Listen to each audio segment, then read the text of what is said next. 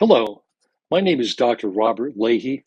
I'm the director of the American Institute for Cognitive Therapy in New York City, and I'm a clinical professor of psychology in the psychiatry department at Weill Cornell Medical College in New York City. I'm the author of a new book called If Only: Finding Freedom from Regret, which I hope you have a chance to read because I think the book will be informative, interesting, and helpful, and will help you not only have fewer regrets or be less hijacked by your regrets, but I think it'll also help you make better decisions. In my book, the very first question I ask is, what good is regret? If you're like most people, you probably tend to view regret in a very negative light as an emotion that goes hand in hand with shame and disappointment. But it doesn't have to be that way. It doesn't have to be such a negative thing. In fact, regret can actually be a good thing. Regret can be a powerful tool for self-knowledge and change. And in my book, I try to show you how to use powerful tools based on the principles of cognitive behavior therapy to use regret to your advantage. I also dispel some commonly held beliefs about regret, like these three. First, you should have known. Should have, could have, would have. Such a common part of regret. When you regret something you did or did not do, you assume that you had some control over the outcome, that you knew what would happen, and you should have known, and you could have done something different. But this is only an assumption, and it's also often an inaccurate and irrational assumption. In reality, we were making decisions with limited knowledge and control. Remembering this is an important key to letting go of the self-criticism.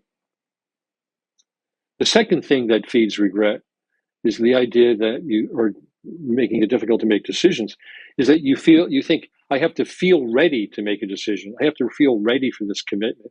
I have to feel ready to make this change.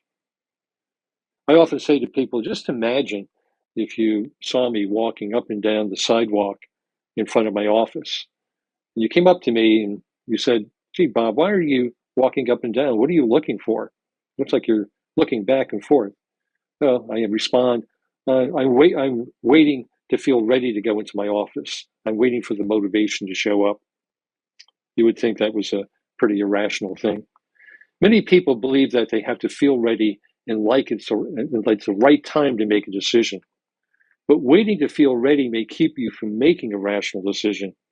Waiting for the feeling that it's the right time or that your head is in the right place is basing your decision on a feeling and not necessarily on the facts. This is an example of emotional reasoning, the belief that you have to have a certain emotion in order to make the right decision. And keep in mind, as you're waiting, you're passing up opportunities. For example, a man who was waiting to feel ready to make a commitment might lose the opportunity to marry the person that he wants to marry because that person may have decided to give up on them. The third is what I call the myth of the Holy Grail, or the idea that you should lead an ideal life. A lot of us suffer from this idealization. If you're like a lot of people, you may feel that you should be happy all the time, your relationship should be wonderful, and your work should always be fulfilling and never boring.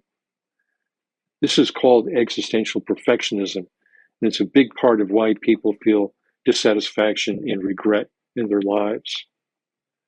The truth is that there is no secret key to unlock a perfect life.